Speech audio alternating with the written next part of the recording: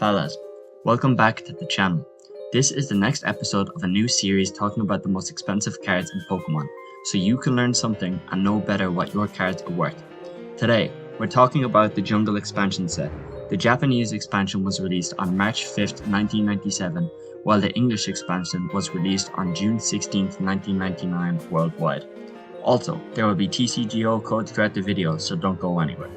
The prices for this video are taken from pricecharting.com and in English where possible just to keep things consistent. Kicking it off at number 10 is going to be First Edition Holo Venomoth.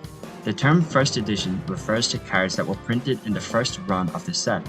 These cards are identifiable by their First Edition stamp on the right of the card. This makes them more sought after by collectors, and it's just another rare aspect you can have on a card. The colours on this card really pop because of the old style holo, and I think it's a sick card. This card fetches an average of $28. Next, at number 9 is going to be First Edition Scyther. This is personally my favourite card from the entire set. I'm definitely going to need one of these for my collection and my binder. It's selling for around $30. Number 8 is First Edition Wigglytuff. The price of this card fluctuates a lot, but on average it's selling for $35. Look at those eyes. I would lay down my life for him. Judging from these prices, I just might have to go get a full set of Jungle. 7 is going to be No Symbol Snorlax. Snorlax is the most expensive non-error card you can get out of a pack, so if you add an error on top of that, of course it's going to be more expensive. To explain the no symbol bit, there was almost a semi-common problem in Jungle where the cards were printed without the set symbol on the right of the card. This card will set you back $40, a steal I think. Heading into number 6 is going to be the First Edition W Stamped Pikachu. This is the first of its kind ever made. It's what we now know as a promo card and is truly an iconic piece of the history of Pokemon cards. This will cost you around $45 but is actually quite hard to find ungraded, so you may have to pay some premium. Straight into number 5 is First Edition Vaporeon. What's that? In terms of male human, what? This card has a rich history and the art on it is undeniable in its coolness. It costs an average of $50 and is well worth it in my opinion. Surprisingly, above Vaporeon is going to be the First Edition Flareon taking that number 4 spot. Now, while I would prefer its big blue brother, the background of this card is very vibrant and would make anyone's binder pop. It's selling for an average of $55.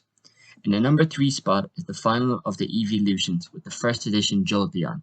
Now while I think the art style on this looks kind of janky, it shows a time that it was drawn quite well. The yellow of this card and Pokemon make this card flow together amazingly and is an awesome piece. It's going to cost an average of $65 to add to your collection. Heading over to number 2 is going to be what we were all expecting, the big boy with the big price in Snorlax. This card in First Edition is the big hitter of the set and goes for nearly $10,000 in a PSA 10. The art on it is so simplistic, but this works to its advantage and is sought after for good reason. It'll set you back around $70 to purchase. The honorable mention for this set is all the cards. You heard me right. What I've noticed about Jungle is even given how old the set is, you can get some really cool cards for quite cheap. I definitely recommend picking up any of these as an addition to your binder. I know I will be. And number 1 for today is the pre-release Clefable. Only 64 of these cards are known to exist, and there has never been a PSA 10 one of these registered, ever. Given to participants of Jungle pre-release tournaments held at Pokemon Leagues in 1999, we can only imagine what a PSA 10 of this would go for. But an ungraded one will cost you an average $270.